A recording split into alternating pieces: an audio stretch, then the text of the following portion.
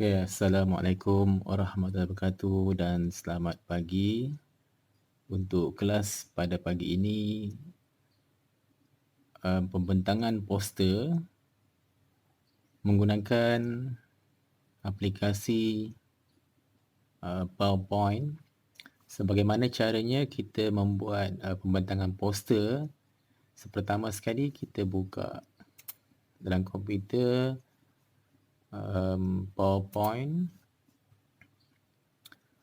Okey, dah siap yang ini. Kemudiannya kita setting dahulu tulisan yang kita gunakan. Contohnya saya menggunakan tulisan Arial.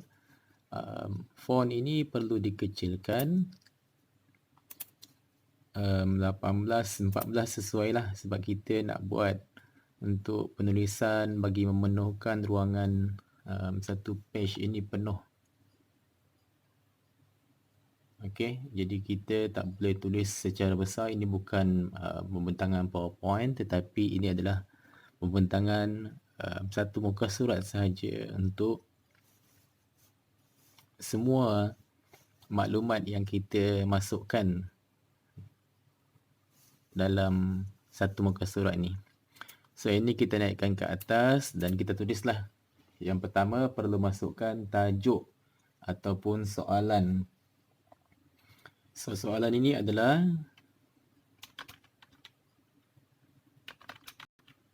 kajian ahli sosiologi telah menunjukkan bahawa urbanisasi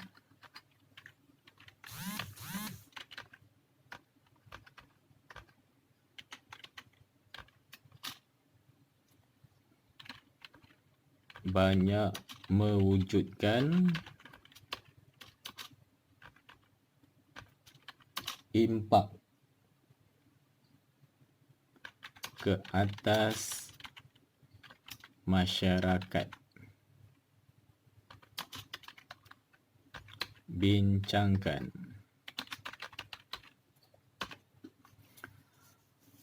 Okey, kemudiannya saiz kotak ini kita sesuaikan mengikut saiz soalan tadi, dan kita highlightkan dan tengok pada formatnya, ubah kepada left.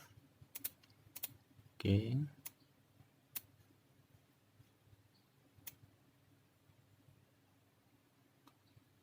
Okey, so soalan dah siap. Kemudian yang ini kita gunakan untuk bahagian yang kedua. Kita tulis format juga Arial saiz 14. Kemudian paragrafnya left. So kita tulis analisis kehendak soalan.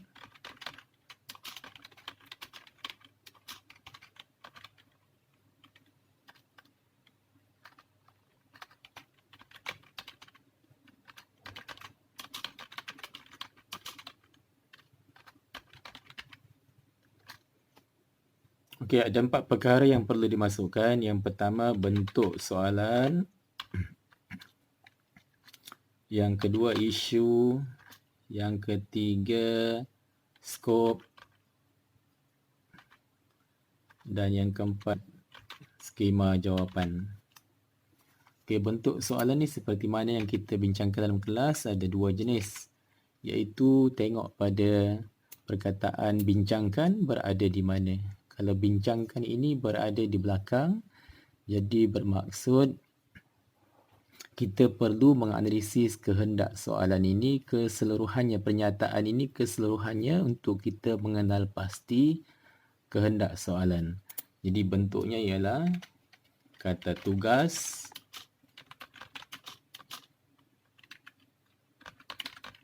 bincangkan di belakang.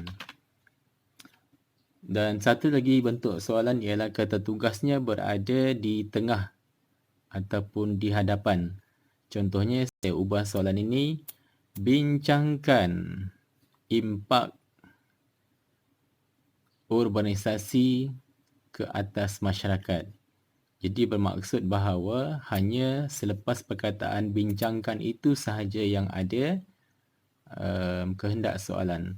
Tetapi kalau pernyataan seperti ini, bincangkan berada di belakang, jadi kita perlu analisis ke semua pernyataan ini untuk kita mengenal pasti kehendak soalan. Okey, kemudian apakah isunya? Isunya jelas di kat sini ialah urbanisasi. So kita tulis urbanisasi.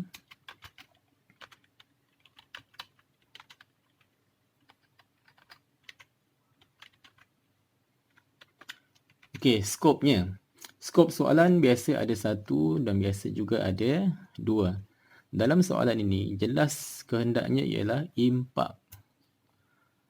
Okey, perkataan impak, kena ingat impak ataupun kesan, dia bergantung kepada isu. Kalau isu itu isu yang pro and cons, jadi impak itu boleh jadi positif dan juga negatif. Tetapi kalau isu itu isu yang negatif, contoh impak pencemaran sungai, kesan pencemaran sungai, jadi impaknya hanya satu sahaja, negatif, ataupun kesannya satu sahaja. Begitu juga kalau isu itu adalah isu yang positif. Okay, contohnya impak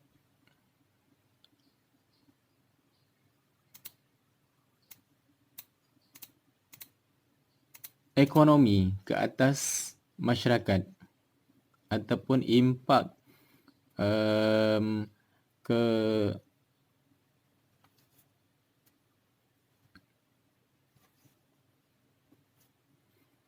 perpaduan ke atas masyarakat. Jadi perpaduan itu isu yang positif.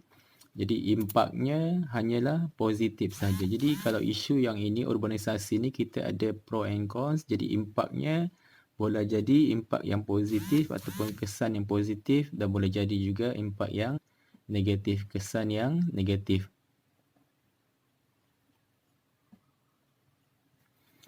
Okay, so ada dua. Yang pertama ialah impak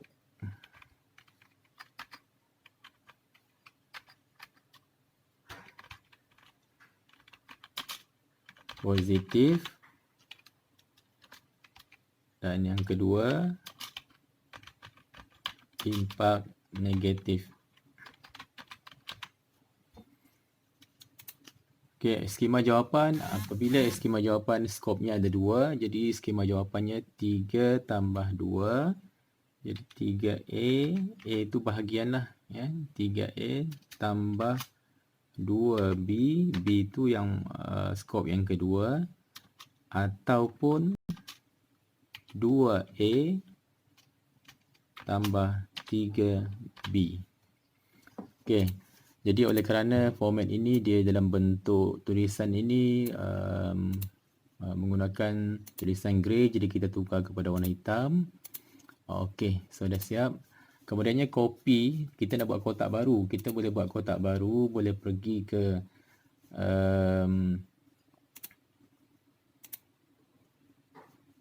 insert text box, ataupun kita copy sahaja yang ni. Kotak ni kita copy pun boleh juga. So paste. So kita dapat kotak yang samalah, cuma isinya kita ubah. Okey, kotak ni kita nak bentukkan dia kiri dan kanan, jawapan. Dan kita buat satu lagi kotak. Kita copy lagi. Paste. So sebelah kanan.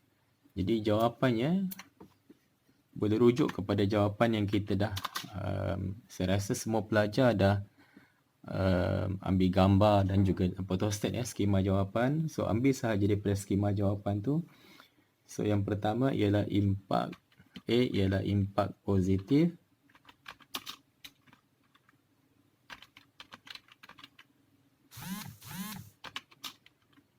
urbanisasi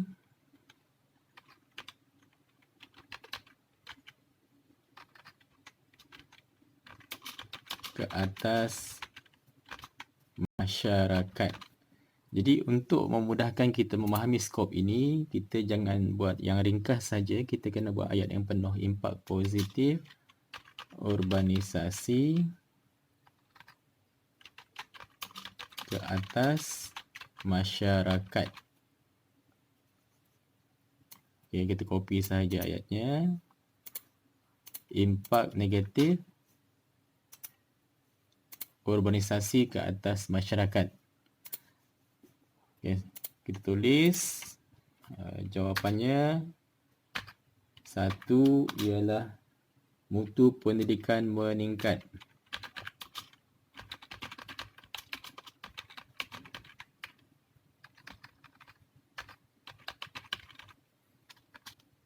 Yang kedua,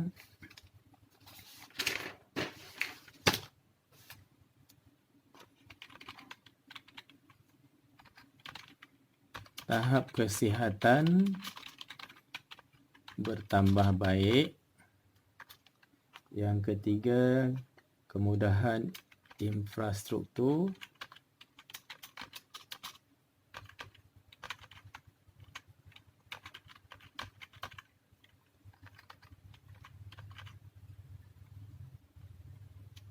Sosial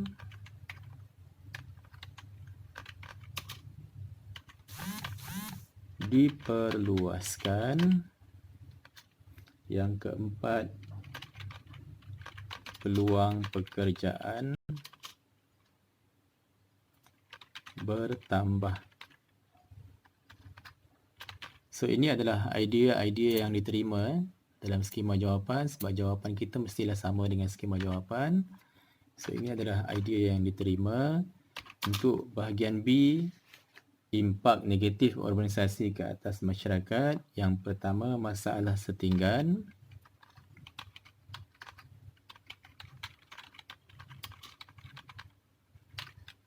Kita tulis dahulu dia punya tajuknya, impak negatif urbanisasi ke atas masyarakat. Positif ni huruf kecil. Okey, yang pertama masalah setinggan. Yang kedua, kesesakan lalu lintas. Dan yang ketiga, gejala sosial dan jenayah meningkat. Biasanya dalam jawapan kita tak boleh letakkan dan ya, kecuali dan itu dah mantap. Jadi untuk soalan ini sebenarnya gejala sosial itu satu dan juga gejala jenayah itu dianggap sebagai satu jawapan lah, mana-mana satulah. Sama ada gejala sosial meningkat ataupun jenayah meningkat, dua-dua diterima, ataupun gejala sosial dan jenayah meningkat. Okey, so kita selaraskan dia. Okey, dah siap dekat sini. Kemudiannya, untuk menjadikan persembahan PowerPoint ini lebih menarik, so kita klik pada bahagian kotak dan right click, kemudian pergi kepada format shape. Okey, kita boleh fill dekat sini ya. Boleh no fill. So kita tengok kesannya. Yang ni solid, kita boleh pilih warna solid ni lah. Warna apa-apa warna. Contoh dekat sini kita ambil warna warna hijau. Okey. Ataupun kalau kita boleh juga letak pilih gradient fill. Okey. Ini bentuk gradient lah. Gradient ni dia bentuk atas gelap, bawah terang, kiri gelap, kanan terang, kanan gelap, kiri terang, bawah gelap, atas terang. Ataupun boleh juga pilih feature or texture fill. Okey, bentuk tekstur ni lah. Okey, yang ini ya. Ataupun kita boleh juga slide background fill. Okey, yang ni kita boleh letak mana-mana lah. Jadi biasa kita pilih ambil yang mudah saja. Kita pilih yang solid fill. Okey, so lebih satu warna yang terang lah. Okey, dah siap yang warna hijau. Yang ni kita pilih semua sekali. Okey, highlightkan ataupun pilih Ctrl A, highlightkan. Kemudian klik pada kotak ni mana-mana lah, kiri atau kanan atau atas bawah ni. Right click, format shape, solid fill. Okey, katalah kita pilih warna lain. Okey, warna pink belacan. Okey, dah siap. Kemudian yang ini, okey, highlightkan juga ataupun Ctrl A saja. Okey, kita pilih, klik pada kotak, format shape, solid fill. Okey, kita pilih warna purple. Okey, dan juga yang ini format shape, fill, solid fill. Kita pilih warna biru. Okey, so dah siap. Jadi dekat sini dah nampak menarik dah. Cuma tulisan tu agak biasalah sebab warna hitam ya.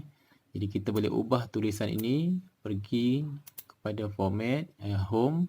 Boleh ambil tulisan warna-warni lah. So kalau background hijau, kita nak ambil tulisan katalah warna tengok mana yang sesuai lah Okey, dark blue. Okey, kemudiannya untuk menimbulkan lebih terang lagi, kita boldkan. Okey, bold. Biru tak berapa nampak, kita ambil warna lain. Okey, hijau, kalau kita nak main tone, kita ambil hijau gelap lah.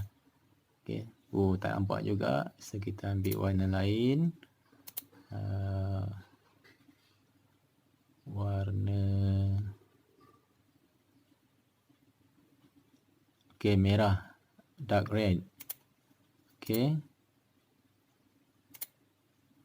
yang ini katalah kita ambil warna yang lebih gelap, home, tukar warna font, kita ambil warna yang lebih gelap lagi, coklat. Okey, yang ini purple, kita ambil dark purple. Okey, ini biru, kita ambil warna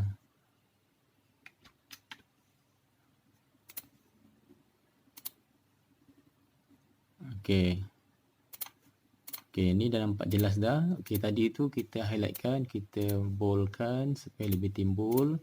Ini juga kita boldkan.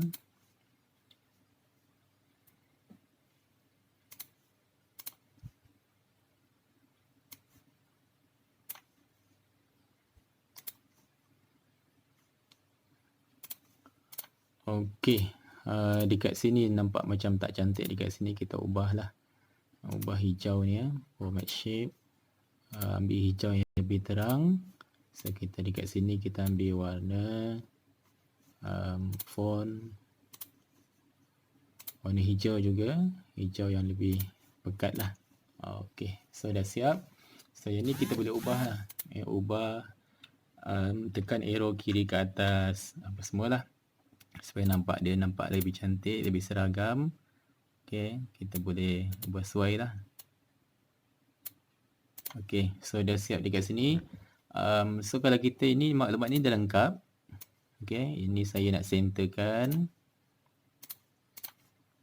Okey, maklumat dah lengkap. Cuma dekat sini bahagian nota ni dia agak terlalu ringkas. Mutu pendidikan meningkat. Kita boleh tambahkan nota dekat situ ya. Apa yang dimaksudkan dengan mutu peningkatan meningkat. Kita ambil poin-poin sedikit poin lah supaya kita dapat memberikan huraian.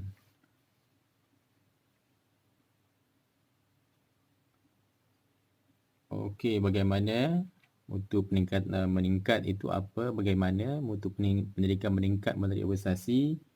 So banyak kemudahan kemudahan disalurkan ke bandar.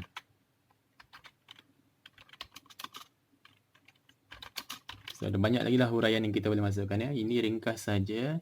Kemudiannya tahap kesihatan lebih baik apa yang kita boleh masukkan. So, kita cari bagaimana tahap kesihatan ini bertambah baik dengan adanya urbanisasi. Okay, so sama juga kemudahan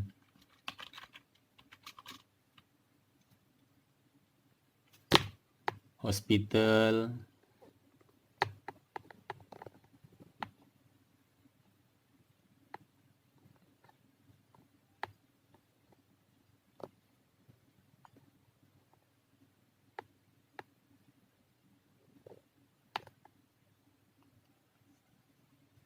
okay.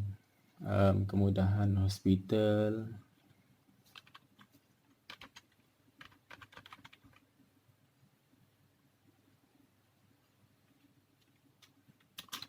okay. Dan perubatan biasanya banyak terdapat di bandar lah berbanding di kawasan luar bandar. Jadi urbanisasi ni dari segi bahasanya adalah merujuk kepada pembandaran. Ya. Okay, untuk kemudahan infrastruktur sosial seperti kita boleh masukkan jaringan jalan raya,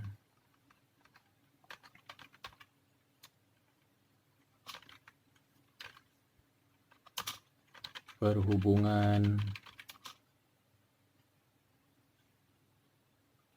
okay, utility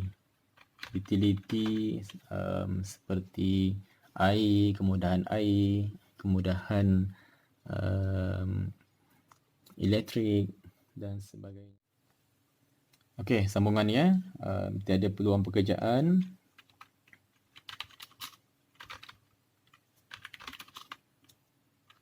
Okey, mereka terdedah kepada jenayah.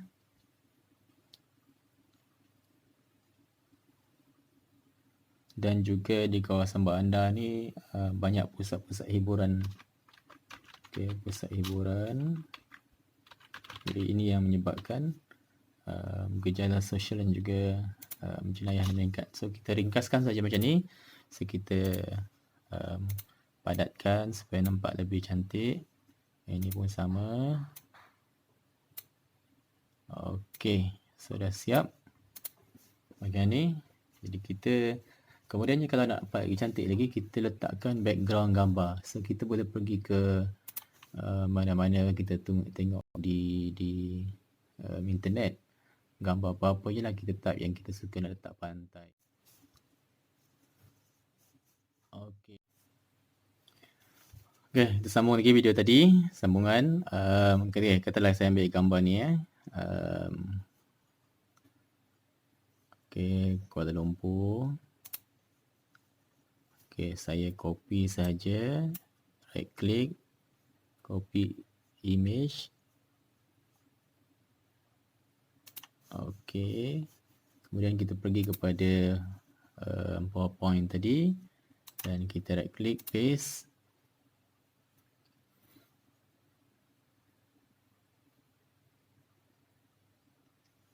So gambar ni akan berada di hadapan. Kita ubah saiznya supaya penuh. Okey, boleh juga besarkan. Tarik ke bawah. Penuh lah. Okey. So dia akan tutup yang tu. Jadi kita right click pada gambar ini. Kita check dekat sini. Bring to front atau send to back. Okay, so kita boleh pilih bring, send to back. So dia akan berada di belakang lah. Jadi ini adalah hasil yang kita dapat. Okay, so dah siap macam ni. Kalau nak tambah nama pun boleh. Yang ini hijau ni nampak macam tak cantik. Okay, saya nak ubah bentuk ni lah. Okay, tak apalah. Okay, so ini dah siap. So kita boleh sesuaikan ruang ini. Ada ruang kosong lagi, boleh rapatkan. Okay, jadi kalau ada info-info lain kita boleh masukkan juga tambahan. Okay, dekat sini ada ruang kosong. So nak tambah nama pun boleh. Kalau contoh macam saya, okey, boleh letak nama ataupun gambar. Kalau ada gambar-gambar kita nak bubuh dekat situ lah. Okey, so ini saya tak ada gambar dekat sini. Yang ini, so saya masukkan nama saja. Insert text box. Okey, saya tulis nama dekat sini. Saya tulis nama saya lah.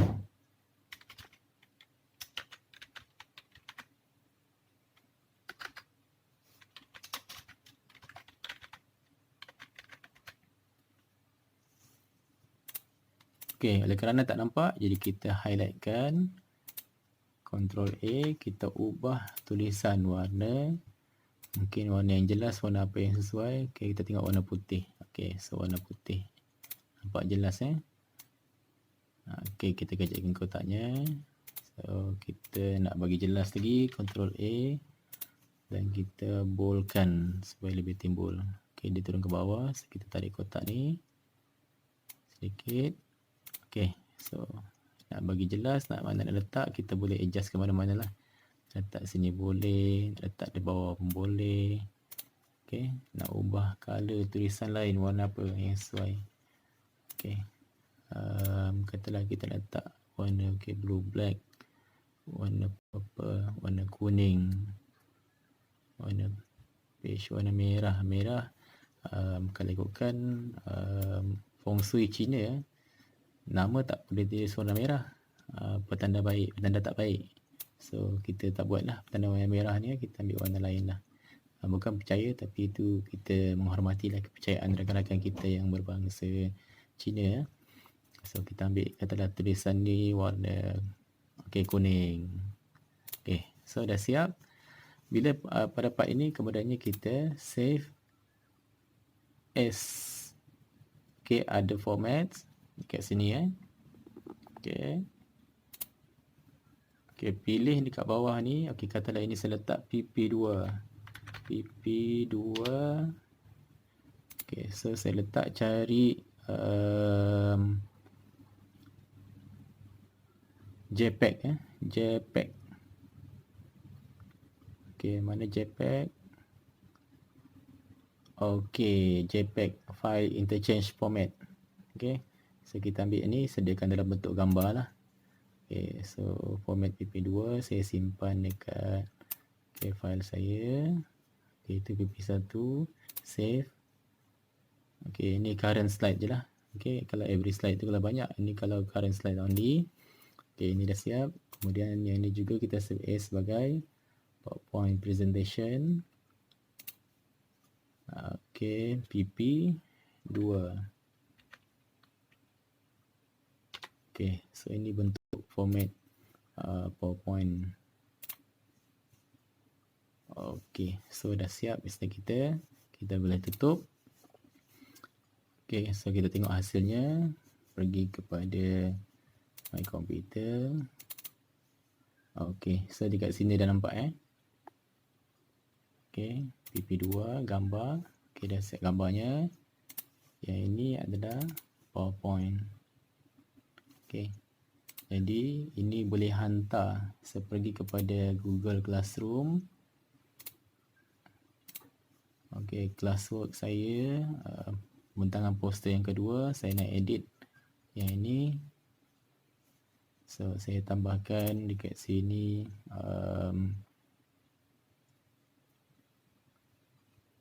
file. So saya select files from your device.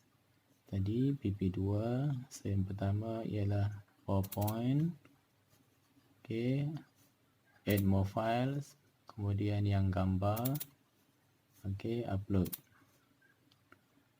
So dia kena upload. Okey, save. So dah siap lah Jadi itu saja yang perlu dibuat untuk tugasan pertama dan tugasan kedua. Saya dah send semua senarai tugasan yang dibincangkan dalam kumpulan dan juga skema jawapan. Kalau tak ada, boleh PM saya soalan masing-masing dan juga skema jawapan, sebab hari itu ada yang tak hadir kelas, beberapa kelas yang terakhir itu. So mungkin tak tahu apa tugasan yang dibuat tugasan karangan yang dibuat dan juga skema jawapan tu lah. Okay, itu saja. Sekian, terima kasih.